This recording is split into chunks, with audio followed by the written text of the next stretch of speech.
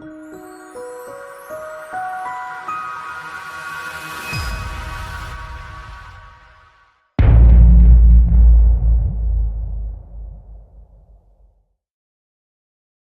at Clay Pigeon in Dorchester for the first ever visit of the FAB British Mini Bikes Championship to the circuit. Lots of overtaking opportunities and changeable weather should make for some great action.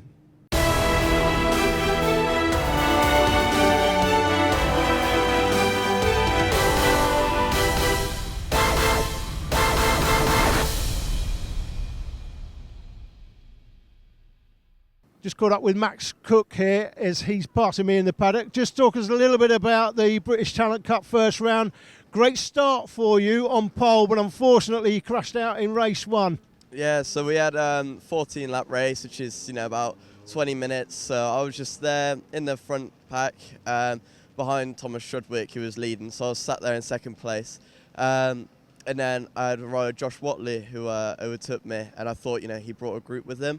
So I pulled the pin a bit, and I tried hard to catch up with Thomas, but I broke that just a little too late, and the front washed out, so I finished 21st in the end.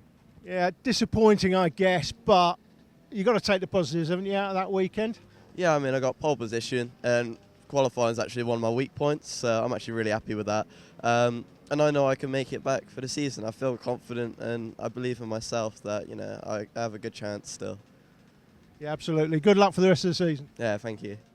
Should also mention Josh Watley's performance at the opening round of the British Talent Cup, coming from way down the field to finish P2. The former FAB champion will see his sister Saffron later in the programme. Here's a grid for Minimoto Rookies then. Sam Munson goes off pole, took one win at round one. Ollie Horner goes off P2, the 9-year-old from Salisbury. 2 podiums at round one. Henry McCartney, 3 podiums at round one, goes off P3.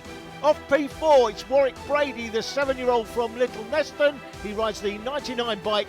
Reuben Bray, the championship leader. He's got a bit of work to do from P5. Charlie Huntingford comes next. He's going off P6, the 8-year-old from Stowmarket. Riding the 73, it's Ollie Sims off P7, 8 years of age from Weston-super-Mare. Archie Gibbs comes next, the 6-year-old from Shutesbury. He rides the 3 bike. Riding the 19 bike, it's the 10-year-old from Harrogate, Greg Marshall. He goes off P9. Going off P10, it's Elliot Jones for Team 151. He's 7 years of age from Walesby. Josh Stoddart comes next, riding the 33, 6 years of age from Chippenham.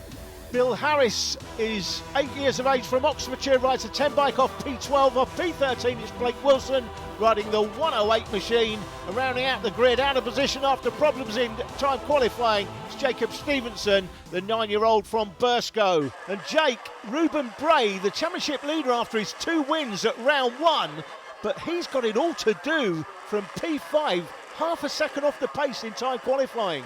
True, but qualifying is not the same as racing, and this is Clay Pigeon. Plenty of overtaking opportunities. This run to Billy's Blind should be pretty interesting. Away we go. Horner's not got away. Horner's not got away from the front of the grid, and that's a cracking start too from Henry McCartney, who's up there into second position in behind Warwick Brady, but Horner's had a terrible getaway. Now he's making back places again through the second of the apexes up to Billy's Blind. He's up to P6, going for 5th. Not able to make it, but what a start in the resurgence there. He's trying to make up places. Here's McCartney all over the back of Warwick Brady as they battle for the lead. Out of Hans Hairpin and up to the horseshoe.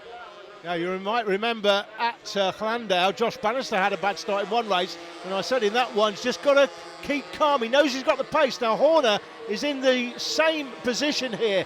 He qualified P2. He knows he's got the pace. He's had a bad start. He's just got to stop the red mist from descending. Where is he? There he is. In fact, he's through the...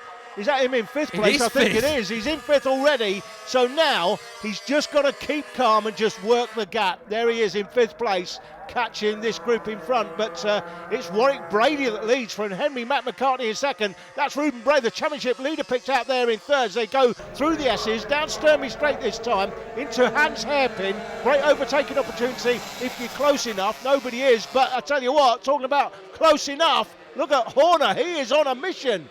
Yeah, he's closing in. I think that's on Sam Munson in 4th position, floating around behind Ruben Bray. But we did say that Bray would have a lot of work to do from P5. Well, he's P3 already, so a cracking start. McCartney, meanwhile, giving Warwick Brady all sorts of attention. Brady's got a problem! Chain off! Oh, Brady's out on the 2nd lap of the race. Brady out of the race with a chain coming off the bike. That is a disaster. But what this means, of course, is it promotes Ruben Bray to 2nd position. The championship leader is no longer in the doghouse.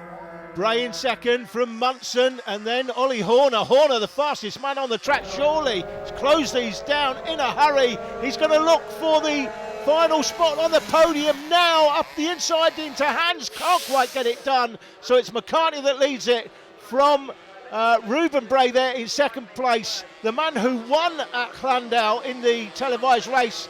I'm going to call him by his new nickname, the Munson burner. He's like a Bunsen burner, but better, Jake. Absolutely, and Munson there in 3rd position, trying to find a way round the outside of Bray, off the throttle there. He came onto the braking zone, then managed to get back on the power beautifully. Didn't quite have the legs to overhaul Ruben Bray in 2nd position. Horner's having a go on the inside of Munson. Can't get the job done. Munson responds, trying to come back on Bray. And McCartney out in front by comparison is having an absolute barn dance. Look at the gap he's pulling. This is the battle in the midfield. Bikes going through the line. Battles all over the track, of course. This is the battle we want to see, though. The battle for 2nd place. It's allowing Henry McCartney to just clear off in front. He'll be well happy with this. You keep battling, boys, and I'll just keep eking out a little bit bigger gap each lap. Into Buttons one more time. Horner all over the back of Sam Munson, the winner last time out, tries to come around the outside in top bend, but can't quite get that done. So that's McCartney on the 31.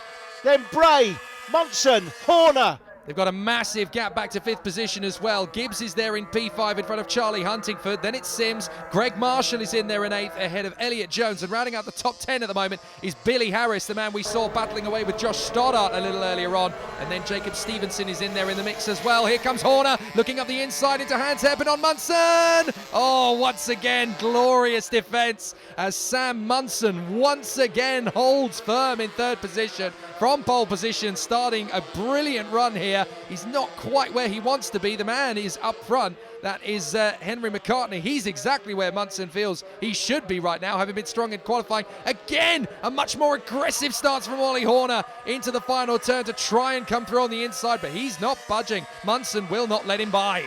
Yeah, the Munson burner holding him off. But Horner there, you can see, went for a look as Munson has a look at Bray. He can't get that done. That allows Horner to get closer. Horner looking up the inside in top bend. Cost him about 8 to 10 bike lengths. Here he comes down the inside. Can he get him this time? Very nearly 3 wide into Hans Heppen. This time he's there. This time Horner's got him into 3rd position. Great comeback ride this from Horner. Now he needs to switch across to the inside to stop Munson coming through. He almost clatters into the back of Bray as he just about gets his braking point perfect. That was threading the eye of the needle at about 30 miles an hour into the braking zone. Really impressive stuff as back on the power again, down the straight, over the start-finish line and up towards Billy's blind, that double right apex. Now he's in defense mode because Sam Munson is right there trying to get that 3rd position back, and Munson is looking a little bit edgy. He might have an opportunity to come through and get that 3rd place back. This is a really mature ride here by Ollie Horner. Got that bad start, Jake, down to 8th, back to 7th, back to 6th through Billy's blind, and he's working the gap now. He's in 3rd place, but it looks like he's going to go 2nd sometime soon. And this is really mature because he didn't allow the red mist to descend. He didn't have a paddy. He just kept his head. He's worked the gaps, and here he is, going for 2nd in Buttons. Still can't get it done, but he keeps having a look up the inside every opportunity he gets. Well, good credit to Munson as well here, considering how tough it must be to be starting from the front and now dropping to 4th place. He hasn't thrown his toys out the pram either, Sam Munson. He's getting very composed, getting his rhythm back. Look, he's hassling Ollie Horner, trying to get him to make the mistake as they lap one of the riders at the tail end of the field. Of course, we've all got to learn about our craft of mini bikes somewhere, and he's doing an absolutely cracking job. That looks like Jacob Stevenson to me on the 67 bike, running around there in 12th position at the moment and trying again. Horner once more tries to cut through on the championship leader, Ruben Bray. Ruben is holding it fast there in second position. A mature ride this from Ruben as well. P5 was a tall order to try and get himself up the order. He made good work at the start. He's made good use of his track position. Horner's made a mistake out of buttons, and that's Munson through, and he's going to try and keep the pace round the far side of Ruben Bray. Cuts back across, almost clatters into the side of Horner's bike. Brilliant battle. The Bunsen burner is hot, but the Munson burner is hotter. He won the first race at Llandau, of course, the televised race. Ruben Bray come back with 2 wins on the Sunday, but it was Munson that took the first race of the season. He's on the podium again. Can he turn it into second? Well, we're watching this incredible battle, but we've got to remember that McCartney is going to absolutely storm this one. There he is. Look, McCartney having an absolutely thrilling ride since the start. A bit of pressure from Warwick Brady early on, but McCartney had this one absolutely nailed to the mast. A brilliant ride out of the final turn, and Henry McCartney, glorious in victorious fashion. Brilliant stuff. Absolutely cracking ride, and Henry McCartney sees the checkered flag first. Who's going to be second? Is it going to be Bray? I think he'll get there just in front of Munson and Horner. Cracking ride between those three. What a race. Fantastic battle. It's not over 5th place either, because we've got Gibbs being hunted down by Huntingford. I think he's actually got a chance to get him on the line. They're going to be side by side of the flag, and I think Huntingford's going to be just a wheel in front. Absolutely amazing. Got him at the last. Superb. Comfortable victory in the end then by Henry McCartney from Ruben Bray, and the Munson burner in third. Ollie Horner finished 4th from Charlie Huntingford. Warwick Brady would go on to win races 2 and 3 on the Sunday.